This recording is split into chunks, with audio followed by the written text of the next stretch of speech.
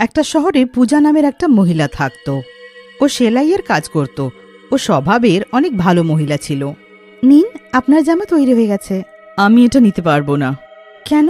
কারণ আমি এই জামার জন্য যে টাকাটা রেখেছিলাম সেটা কেউ চুরি করে নিয়েছে। এবার আমার কাছে এটার জন্য কোনো টাকা নেই, তাই নতুন জামা নিতে পারি না। ব্যাস সেইটুকু? এটাতে চিন্তার আবার কি?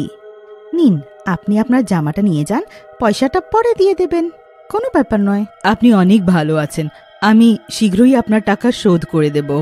মহিলাটা তাকে ধন্যবাদ দিয়ে ওখান থেকে চলে যায়। তখনই ওখানে দুটো বামুন লোক নিজের কাপড় নিয়ে আসে আর পূজাকে দিয়ে নিজের কাপড় সেলাই করানোর কথা বলে। তুমি আমাদের কাপড়গুলোর সেলাই করতে পারবে? হ্যাঁ নিশ্চয়ই, এটাই তো আমার কাজ।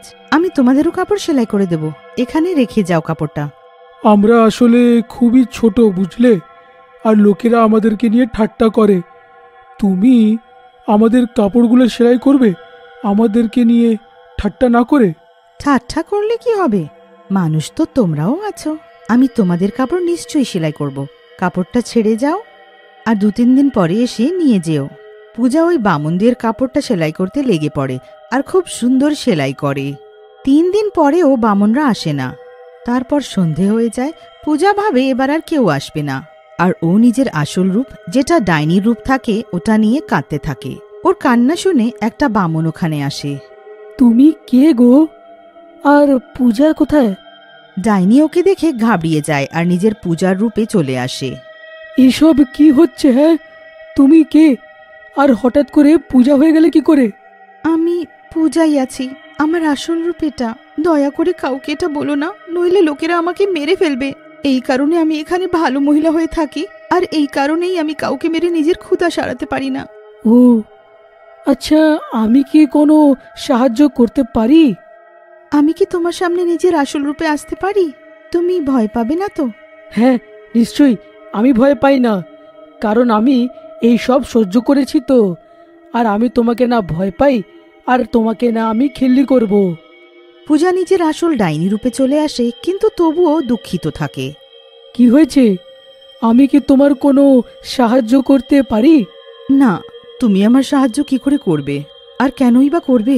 তুমি আজ থেকে আমাদের বন্ধু, তুমি আমাদের কাজ করলে, আর এখন আমরা সাহায্য করব। কিন্তু তুমি এটা করবে কি করে? সেসব আমাদের ওপরে ছেড়ে দাও তুমি। তারপর দুটো বামন নিজের কাজে লেগে পড়ে, আর বামনরা চুপি চুপি এক রাতে ডাইনির জন্য একটা লোককে ধরে আনে। তোমার অনেক ধন্যবাদ আমার বন্ধু, আমি অনেক দিন ধরে খাবার খাইনি, আজ আমার ক্ষুধা সারবে। বহুদিন হয়ে গেল মানুষকে খেয়ে, আমি আর বলতে পারি না আমি কত কৃতজ্ঞ। আর ও সেই মানুষকে বেশ মজায় খেতে লাগে। তুমি আমাদের সাহায্য করলে, আমাদের জন্য কাপড় সেলাই করে দিলে, আমাদের ঠাট্টা না করেই করলে। এখন থেকে আমরা রোজ তোমার জন্য খাবার নিয়ে আসব।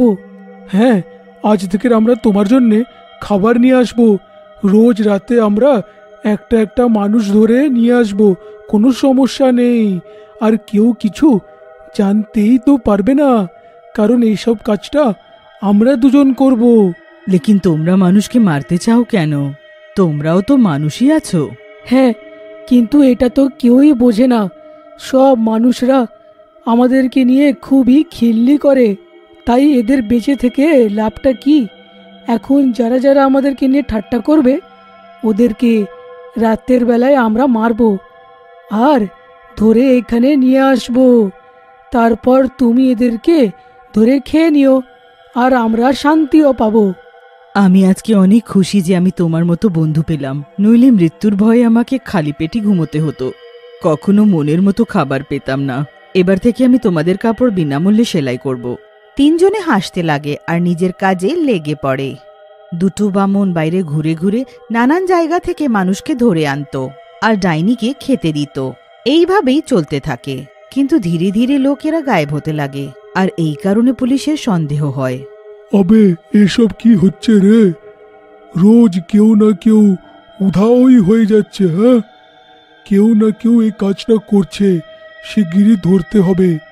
কেউ তো কিডন্যাপার এখানে আছে, শিগগিরই সবার জানার আগে আমাদের করতে হবে কাজটা।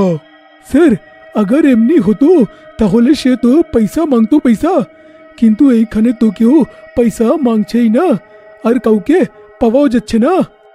আরে মাথা মোটা সব জায়গায় এটা হচ্ছে, তার মানে কেউ না কেউ তো এটা করছে না। সেটাই তো আমাদের শিগগিরই জানতে হবে, এর আগে আরো কেউ গায়েব হোক।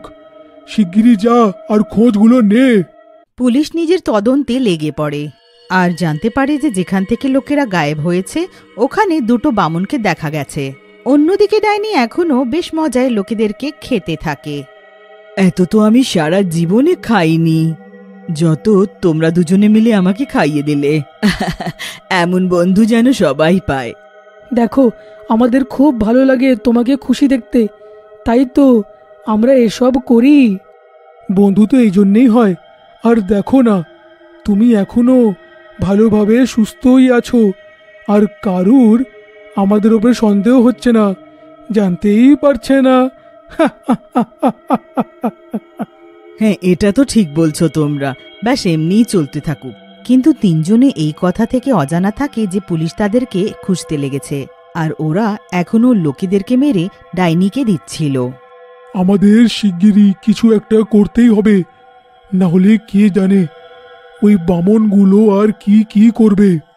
যা, শিগগিরই খোঁজ খবর নে যে ওই বামনগুলো থাকে কোথায়, আর যদি পাওয়া যায় ওদের পিছু করবি, আর দেখবি ওরা কখন কি কি করছে।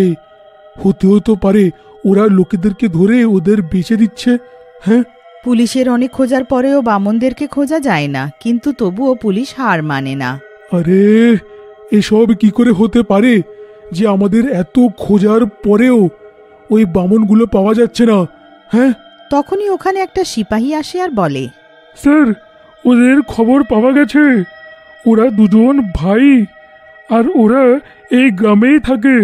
আর এটাও শোনা গেছে যে খুব রাগী, সবসময় ঝগড়া করে।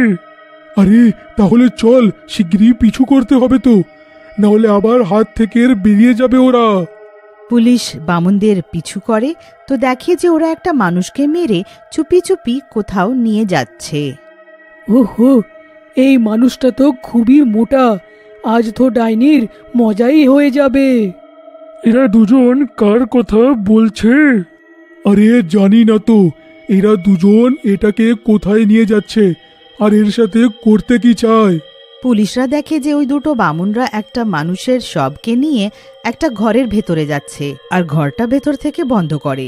স্যার, এটা তো দর্জির বাড়ি, যেখানে একটা মহিলা সেলাই করে, আর ওই মহিলা খুবই ভালো মানুষ আছে। লেকিন এরা দুজন এই লাশকে এর বাড়ির ভিতরে কেন নিয়ে যাচ্ছে? চল এদের পিছু করি আর দেখি এরা বাড়ির ভেতরে কি কি করছে। পুলিশ তাদের পিছু করে তো দেখে যে মহিলাটার নাম পূজা থাকে, ওটা হঠাৎ নিজের রূপ পাল্টে একটা ডাইনিতে পরিণত হয়, আর মানুষকে দেখে খুশি হয়ে তাকে খেতে লাগে। ওরে বাপ রে বাপ, কি সাংঘাতিক রে! তুই তো বলছিলি সে একটা মহিলা, আর এ খুবই ভালো।